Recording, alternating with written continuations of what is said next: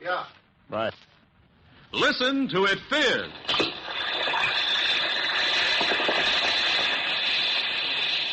Alka-Seltzer for headache. Alka-Seltzer for acid indigestion. Alka-Seltzer for cold distress. Alka-Seltzer presents the Quiz Kids. There's the bell that calls this classroom of the air to order, friends. And today we welcome 5 quiz kids from 5 different cities to our big network program. So let's give the youngsters a good old Chicago welcome. And here they are, today's quiz kids and the chief quizzer himself, Joe Kelly.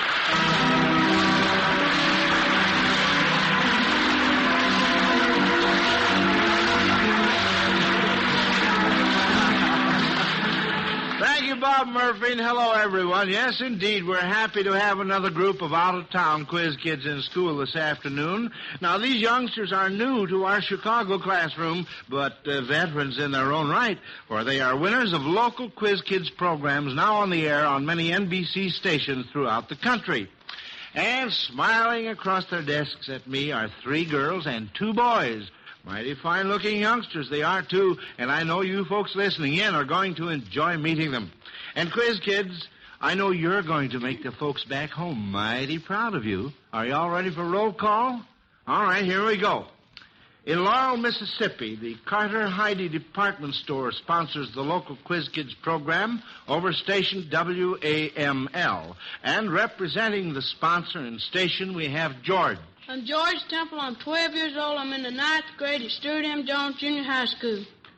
The local Quiz Kids sponsor in Flint, Michigan, over station WTAC, is the Merchants and Mechanics Bank. And here to represent her sponsor and station is Ray. I'm Ray Hillman. I am 13 years old, and I'm in 7th grade at Zimmerman Junior High School. Jack's Cookie Company is the sponsor in Baton Rouge, Louisiana. The station is WJBO, and the quiz kid, Jean Del. My name is Yondell Boudreau. I'm 13 years old, and I'm in the 7th grade at Central High School. The First National Bank and station WTRC of Elkhart, Indiana, sends us our next quiz kid. She is Joanne. I am Joanne Phillips. I am 12 years old and in the 8th grade at Central Junior High School. And from Little Rock, Arkansas, station KARK, sponsor the Colonial Baking Company, we have Gilbert.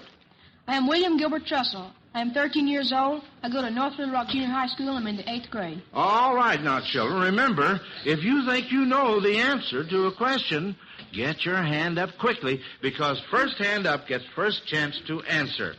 Here's your first question from Margaret Alsop of Salinas, California. Who is the Achilles of baseball? Who is the Achilles of baseball? Jean Del. I'll take a try. Lou Boudreau. No. Well, can you tell me, Joanne? I believe it's Joe DiMaggio. Joe DiMaggio, right. Absolutely right.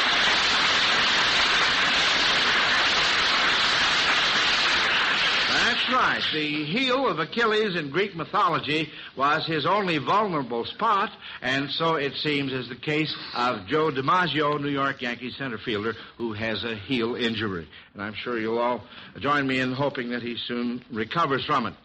All right, that's question number 1. We're off to a flying start. This question from R.J. Sager of Chicago, Illinois, sounds pretty technical to me, but let's see what you youngsters can do with it.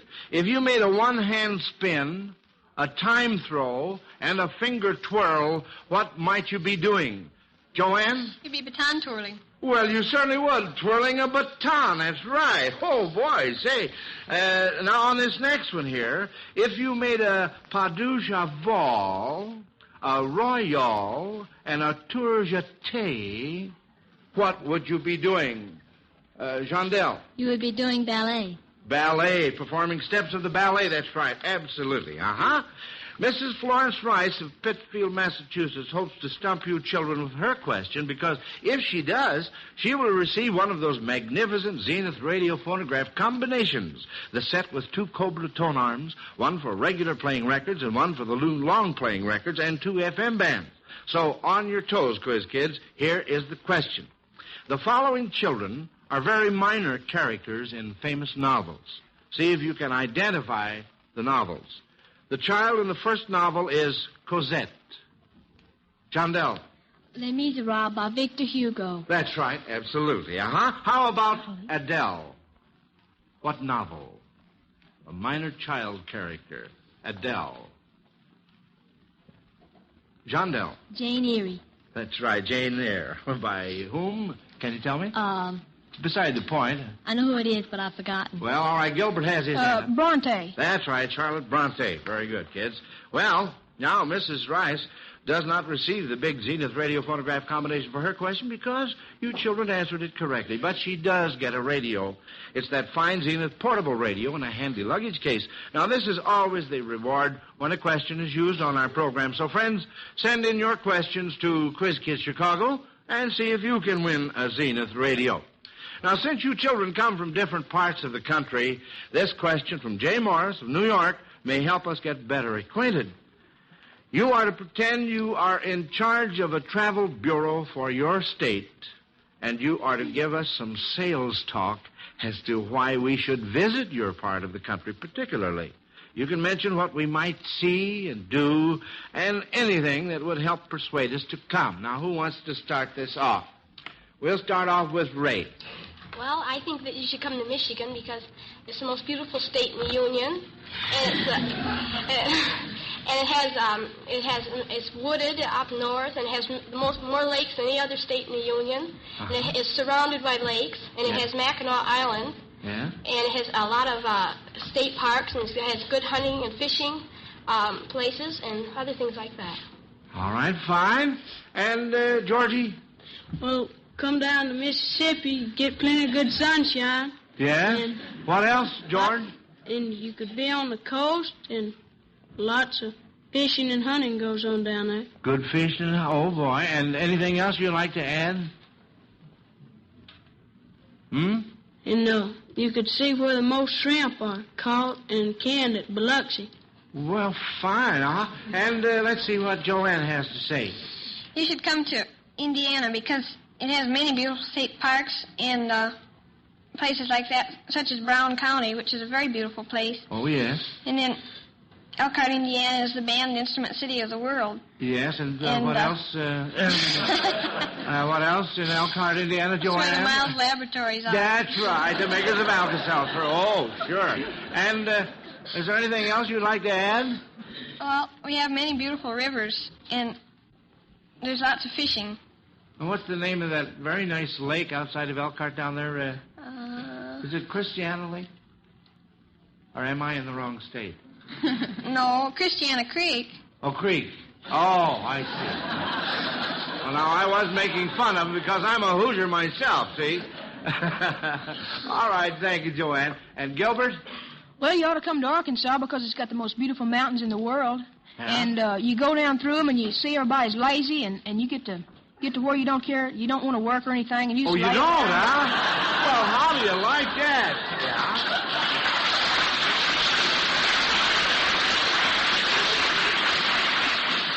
Gilbert, you don't have to say any more. We're all sold. Yeah. Jean Dell? Well, there's so much about Baton Rouge, I hardly know where to begin. There's the state capitol, and the Capitol grounds are deemed the most beautiful in the nation. There's Louisiana State University, and all the Negro College there, and there's many theaters there. There's the Louisiana State National Bank, and other. And in case you got sick, which I doubt would happen while you were down there, you could get drugs at the Community Cash Drugstore where my father worked.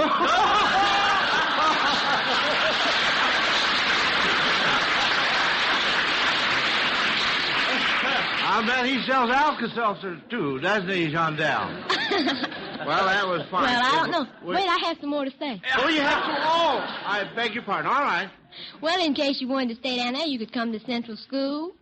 Or else you could take dancing, where I take dancing at the Palmoes. Yeah. And there's, there's just everything you could hope to have down there in Louisiana. Well, fine. Now, I'll bet everybody here is just sold on all 5 states. How about it, huh?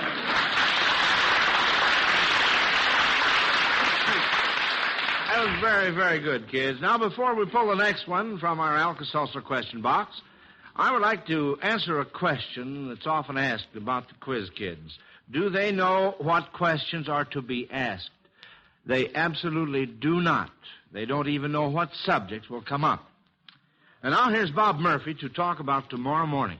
Yes, friends, that back-on-the-job morning, that one morning of the week that's so hard to take after a weekend of leisure. Well, it just makes things worse to wake up with a headache as a result of irregular weekend hours or perhaps late Sunday night refreshments. And remember, you don't have to suffer along with that headache trying to chalk up some kind of an endurance record. That is, you don't have to if you have Alka-Seltzer handy. A tablet or two dissolved in a glass of water will give you a sparkling, effervescent solution that can help that headache become a thing of the past in a hurry. Yes, you can rely on Alka-Seltzer to give you fast, effective relief because it contains a dependable pain-relieving agent already dissolved when you drink it, and therefore right ready to go to work on your headache discomfort. You'll be amazed how soon you begin to feel better. So tomorrow morning, or any time a headache threatens to interfere with your work or pleasure, get the fast relief you want by taking Alka-Seltzer. Check on your Alka-Seltzer supply right now. And if those tablets are down to 4, see your druggist for some more. Well, quiz kids, this next one is from Mrs. Johanna Neisel of Powhatan, Kansas. If you found the following numbers in your telephone directory, what fictional character might you expect to answer the phone if you dialed each number? And the first one is Arabian 1001. What fictional character? Arabian 1001. Gilbert. That would be the 1001 Nights, and, Well, what... Scheherazade? That's right, Scheherazade. Very good. That's fine. How about Catskill 20? George? Rip Van Winkle. Rip Van Winkle, right, And the last one, Sesame 40. Gilbert? That was, Alibaba and the 40 Thieves. That's right. Okay. Next, our Alka-Seltzer question box comes up with a music question from Grace Ann Howell of Portland, Oregon. You kids are to tell if you would look your best if you appeared the way these songs suggest. You must get 2 out of 3 on this one. Here's the first one.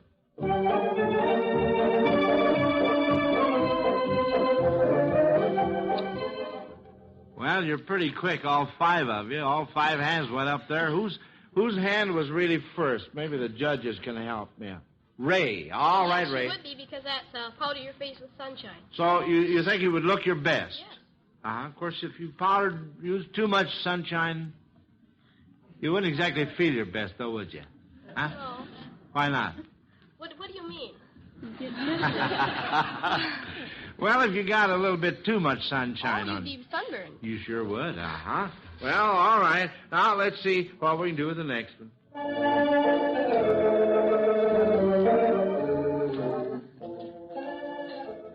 Joanne? I don't think you look very good because the name of that song is So Tired. So tired, yes. You wouldn't look your best, really, would you? And now for the last one.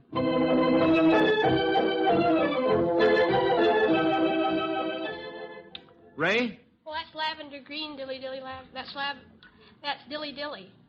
Lavender blue, I mean. The what? Well, it goes lavender blue, dilly dilly, lavender green. That's right. Lavender blue. Yeah. We'll settle for the first. You'd be blue. You wouldn't look your best. You certainly wouldn't. Now, you would look kind of nilly-willy, would you, instead of dilly-dilly? Well, we only asked for 2 out of 3, and you gave us 3 out of 3. Now, the next question ought to be a treat for you, quiz kids. We have a special guest who will join us from New York. He is the famous stage and movie star whom you've enjoyed seeing many times, Mr. Clifton Webb.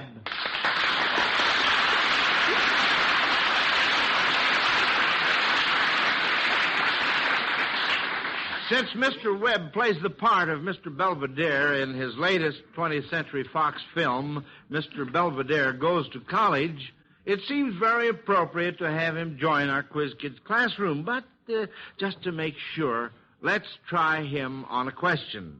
Mr. Webb, what is a butomachii? A butomachii Butomaceae is a small order of endosins, the type of which is Butomus umbellatus, or vulgarly known as the flowering rush. Well, thank you. Thank you very much. Sounds like a very simple question.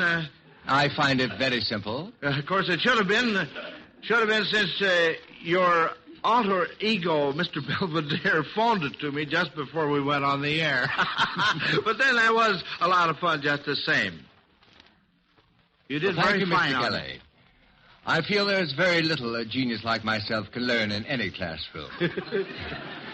Prior to entering college, Mr. Belvedere's formal education had been confined to 2 revolting weeks in kindergarten. Nevertheless, I'm quite anxious to talk to these remarkable quiz kids. Fine, Clifton. Is there any special question you would like to ask our quiz kids? Yes, there is. In a recent picture of mine called Sitting Pretty, I had the role of a writer who took on the job of babysitter. My most difficult period came when I tried to get the baby to eat his oatmeal. He spit it out, he flipped some in my face, he did everything with it except eat it. Now, my solution to the dilemma was to overturn the bowl of oatmeal on the child's head. But I have been told since that overturning the bowl of the baby's head is not acceptable as a solution, at least not by the leading child psychologists. Now, you youngsters are closer to the oatmeal-eating age than I am, and I sincerely want some advice. Now, what would you have done? How would you make a baby eat his oatmeal? All right, George. What would you have done? I probably wouldn't did nothing, but I'd have a good idea to whip him. What'd you all say there? I didn't understand what you said, George. I said I'd probably whip him and make him eat it. You probably whip him? Oh, that's cruelty to animals. All right, Gilbert. What would you have done? Well, Mr. Webb. Mr. Belvedere, to you, please. I don't think you could have done anything about that boy, but if it had been me, I would have used the old Arkansas method. That's where you take one of these thick boards, you know, and you tap him a little bit on the seat, and when he opens his mouth to holler, you slap in the cereal.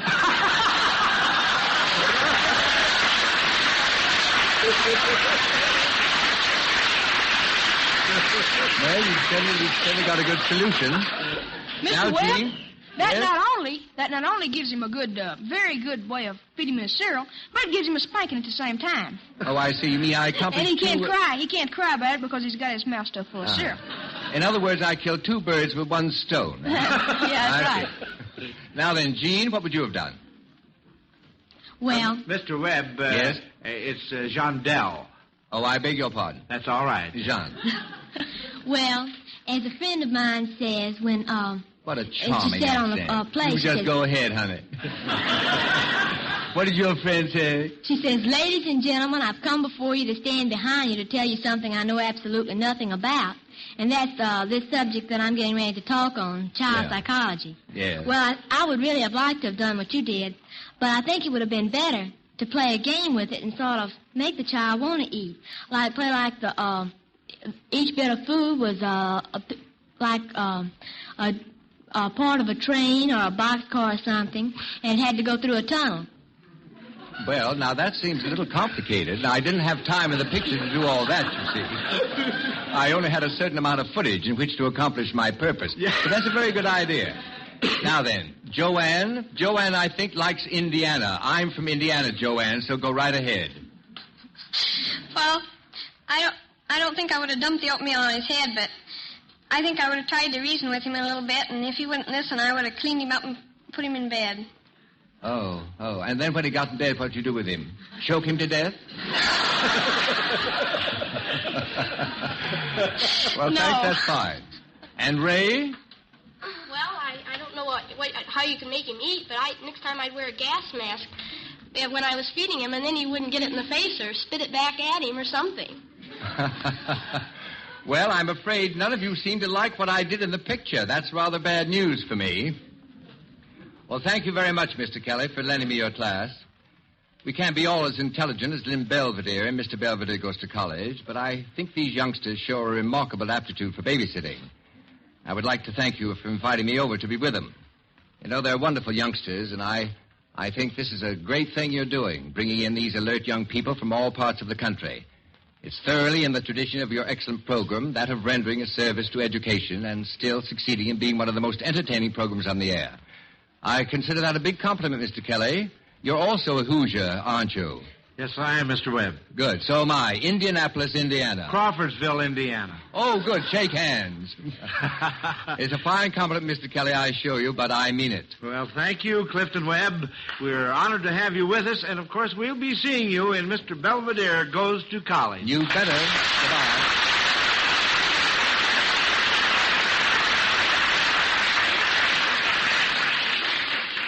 And say, speaking of today's quiz, kids, I also want to say that you youngsters are doing a fine job. The experience you've had on the Quiz Kids program that originates right in your own hometown has really helped, hasn't it? You know, friends, these local Quiz Kids programs, just like our big nationwide Quiz Kids program, are weekly broadcasts with competition among school children in cooperation with school officials and teachers. Each local Quiz Kids program has its own local sponsor, and, well, the NBC stations throughout the country over which these programs are heard tell us that these weekly local Quiz Kids programs are really popular. And that's the kind of news we like to hear. Companies which would like to sponsor a local Quiz Kids program in their own community can write to Quiz Kids, Chicago, for complete information. And now, children, we have more questions here, so let's get back to work. This question is from Margaret Stone of Denver, Colorado. You children have doubtless had some interesting experiences on vacations, but who went on a trip and met the Lotus Eaters, Cyclopses, Circe, Sirens, Scylla, Charybdis, and Calypso? Ray? Ulysses. Ulysses, right, absolutely. Well, that was nice going. And now, here's Bob Murphy to do some questioning. Yes, Joe, and here's my first one. Why do so many thousands of folks keep Alka-Seltzer in their homes? Well, Mr. Murphy, I always want Alka-Seltzer handy for headaches. When I've had a hectic day and everything seems to go wrong, well, if a headache comes along, too, I certainly want the wonderful relief I can get from Alka-Seltzer. Mm-hmm. That's a good reason. And when my husband comes home feeling upset with acid indigestion, I just tell him, be wise. Alkalize with Alka-Seltzer. Fine. Go on. And springtime gardening or house cleaning causes muscular aches and pains. Good old Alka-Seltzer comes to the rescue.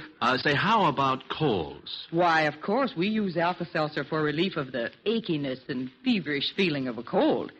Honestly, it is so good for so many of our everyday ailments, I just wouldn't think of ever being without it. Well, now, there's a woman who really knows her Alka-Seltzer. And you'll be wise to follow her good example, friends. Never be without Alka-Seltzer in your home. Get it at any drugstore and buy 2 packages instead of 1. Always keep an extra package handy. That's good advice, and if you'll heed it, you'll have Alka-Seltzer when you need it. Well, let me see. This question is from Mrs. Sue Burns of Los Angeles, California. And say, it looks as if you kids are supposed to pretend you are to have an airplane ride right here in the studio. You are to imagine you're in the pilot's seat and have an instructor beside you. You will hear your instructor give you directions, and you are to tell what maneuver you would perform. Now, you and the instructor are in the cockpit, and you've made a nice takeoff and have climbed to an altitude of 3,000 feet.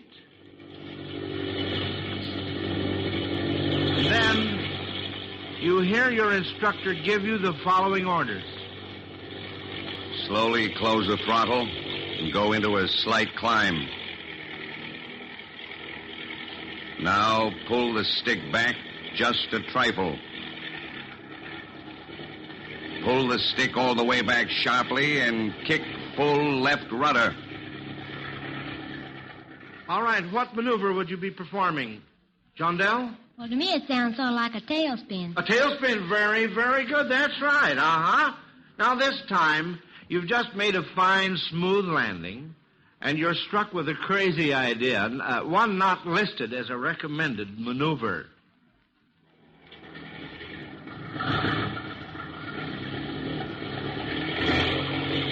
Hey, what you trying to do blasting that engine? And do you know you're applying full left rudder? Uh-oh. Uh-oh. What happened, Gilbert? He crashed, I believe. Well, why did he... Well, he pushed the left rudder and the plane swung to the left. And, didn't it? And he probably hit another plane or a building or something like that. Yeah, that's very, very good. What kind of a loop would you call that? Was sort of a... Could you tell us that? Shondell? I'd say it's sort of a somersault. Well, it's commonly referred to as a ground loop, but Gilbert was all right on that. Now, you know, we once asked the Chicago Quiz kids to give their favorite Bible verse, and now Miss Marie Clark of Denver, Colorado, wonders if any of you children have favorite Bible verses and if you can quote them. How about it? Ray? Well, it's John 3:16. It goes, "For God so loved the world, he gave his only begotten Son, that whosoever should believe in him should not perish but have everlasting life." Uh-huh. All right, how about the rest of you kids? John Dell? A good man out of the good treasure of his heart bringeth forth that which is good, and an evil man out of the evil treasure of his heart bringeth forth that which is evil. For so strong is that which the heart is full, the mouth speaketh. Uh-huh. All right, fine. And any more of you? All right then, kids. Well, now, here's one here. Joseph F. Harris of Hartford, Connecticut asks if you quiz kids can name 3 prominent people, past or present, whose names suggest something pertaining to baseball. For instance, you might say Lucille Ball. That's an idea of how we want to work this. All right, how about it? 3 prominent people, past or present, whose names suggest something pertaining to baseball. Ray? Well, there's lots of people named Diamond Jim. There's something... Diamond Jim's very good. That's all right. Now, can you think of another one? Baseball. All right. How about the rest of you kids? Gilbert? Wouldn't be Penny Singleton or Billy Batson. Well, now, that's close. That's all right. Very good. And, Jondell? Well, if a fellow was by the name of Homer. Homer? Yeah, that's right. Can you think of somebody by the name of Homer? Well, there used to be a clown at a rodeo. Yeah. Who? A clown at a rodeo. Clown at a rodeo. All right.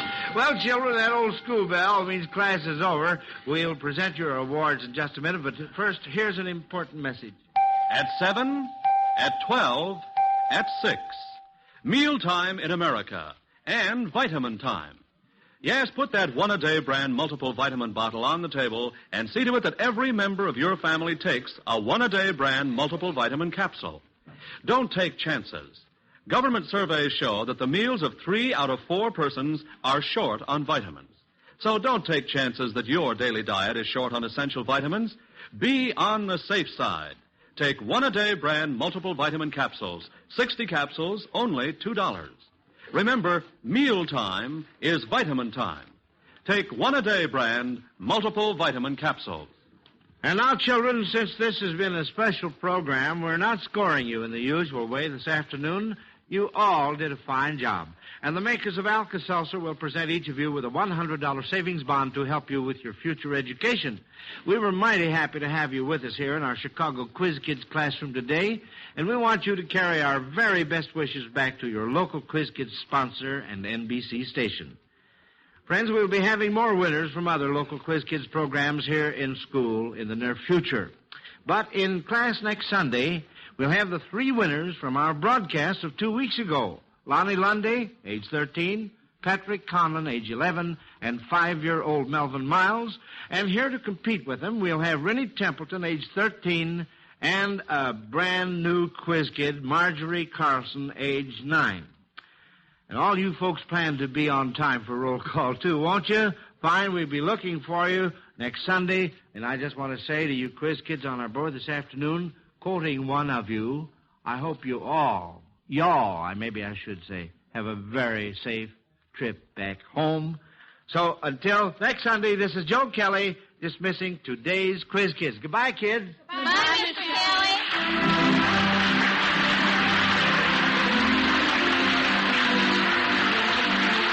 Listen to the Quiz Kids every week and listen to Alka-Seltzer's News of the World every Monday through Friday on most of these NBC stations. This is Bob Murphy speaking.